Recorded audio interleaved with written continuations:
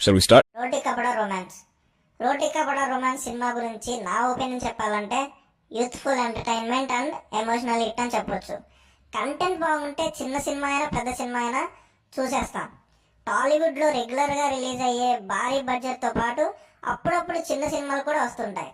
హుషారు, సినిమా చూపిస్తామా, పాగల్ లాంటి యూత్ఫుల్ ఎంటర్టైన్మెంట్తో వచ్చిన lucky media Bekkam Venugopal sir ప్రొడ్యూసర్గా డైరెక్టర్ విక్రమరెడ్డి గారు తీసిన సినిమా రోటీ కపడా రొమాన్స్.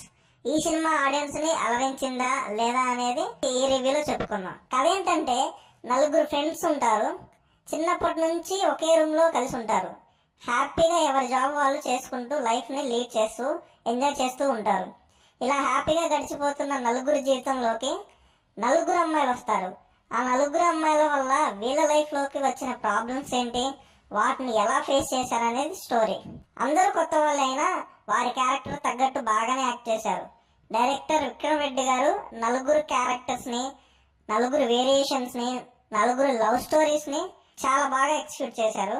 వీరి నలుగురు మధ్య మంచి కామెడీ సీన్స్ ఉంటాయి. ఎమోషనల్ గా కనెక్ట్ అయిపోతాం. అంతా మన లైఫ్ లో జరుగుతున్నట్టే ఉంటుంది. అంతలా కనెక్ట్ అయిపోతాం. హీరోయిన్స్ ప్రతి ఒక్కరు వాళ్ళ క్యారెక్టర్ తగ్గట్టు నటించారు. టెక్నికల్ గా చాలా బాగా చూపించారు డిఓపి గారు.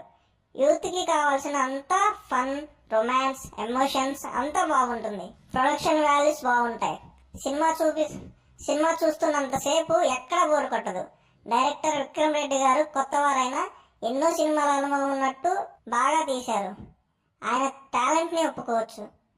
ప్రతి ఒక్క క్యారెక్టర్ ని మనం చూసినట్టు, మన లైఫ్ లో అలాంటి సిచ్యువేషన్ ని ఫేస్ చేసినట్టు అనిపిస్తుంది. ఇంటర్వెల్ బ్యాంక్ కానీ, సెకండ్ హాఫ్ లో పండే ఎమోషనల్ సీన్స్ కానీ ఈ సినిమాకి ప్లస్ పాయింట్ అని చెప్పొచ్చు.